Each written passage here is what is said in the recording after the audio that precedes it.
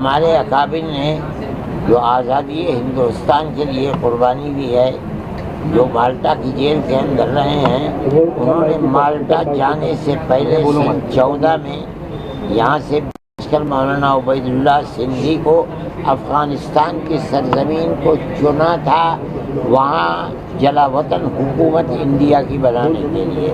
چنانچہ وہ گئے اور انہوں نے سن 1915 کے اندر وہاں حکومت بنائی۔ امیر حبیب اللہ اور اس کے بعد امیر نصر اللہ وہاں بیٹھے اور ان لوگوں نے ان کی پوری مدد کی، جس کے اندر راجہ مہندر پرتاپ کو انہوں نے صدر بنایا، مولانا برکت اللہ کو وزیر اعظم بنایا اور مولانا عبید اللہ سندھی کو وزیر خارجہ بنایا۔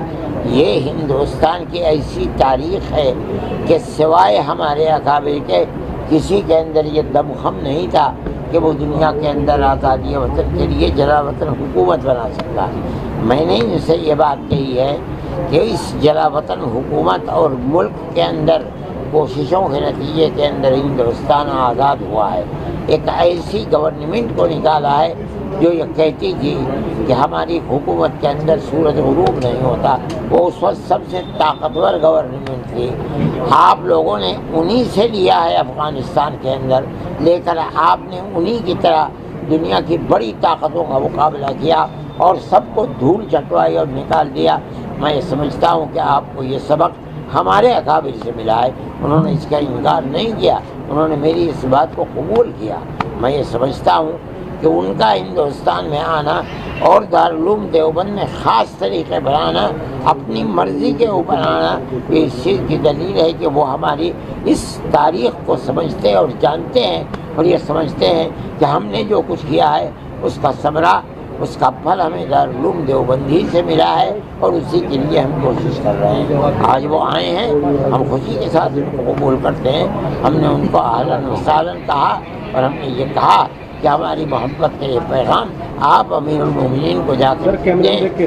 آج بھی ہمارے دل کے اندر وہ جو جذبہ تھا کہ ہماری آزادی وطن کے لیے آپ کی زمین ہماری زمین بنی تھی، وہ جذبہ آج بھی ہمارے دل کے اندر ہے، ہم اس کی قدر کرتے ہیں۔ حضرت مولانا میں سمجھتا ہوں کہ افغانستان جیسے لوگ جنہوں نے قبول نہیں کیا کسی غیر ملک کی اپنے تسلط کو، چاہے وہ دنیا کی سب سے بڑی طاقت ہو، اس طاقت کے ساتھ اگر اس ملک کے ہمارے تعلقات ہوں گے، پیار و محبت کے تعلقات ہوں گے، بھائی چارے کے تعلقات ہوں گے، تو ہمارے ملک کو اس سے بہت فائدہ ملے گا۔ کیا افغانستان کے طلباء کا کوئی ایسا معاہدہ ہوا داخلے کے لیے آئیں گے؟ یہ دونوں ملکوں کی سیاست کے اوپر ہے۔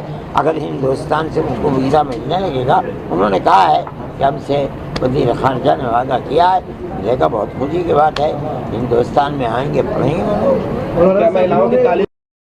ہماری کوئی اس مسئلے کے اوپر بات چیت نہیں۔ مولانا صاحب انہوں نے لڑکیوں کی تعلیم پہ بندش لگائی ہے، اس پہ کچھ مشورت کچھ رائے نہیں، ہم سے کوئی بات ہی نہیں ہوئی اس مسئلے کے اوپر۔ آپ نے کچھ رائے نہیں دی؟ نہ انہوں نے پوچھا نہ ہم نے رائے دی۔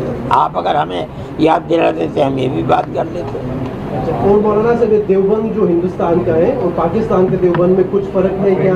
کوئی فرق نہیں، دیوبند میں نہیں۔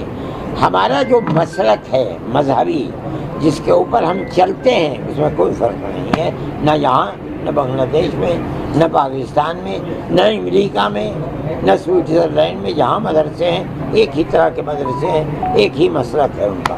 مدنی صاحب کل دلی میں لیکن ہم آپ سے یہ جاننا چاہ رہے ہیں کہ آپ سے ملاقات ہوئی ہے، مہیلاؤں کے اوپر جو افغانستان کا وچار ہے اس پہ آپ کتنا سہمت ہیں؟ میں یہ سمجھتا ہوں کہ یہ غلط ہے۔ مجھ سے آج لوگوں نے بتایا کہ یہ غلط ہے۔ یہ ایک اتفاق کی بات ہے کہ اس میں مرد تھے، عورتیں نہیں تھیں، انہوں نے منع نہیں کیا تھا عورتوں کے آنے سے۔ یہ غلط ہے، یہ پروپیگنڈا ہے۔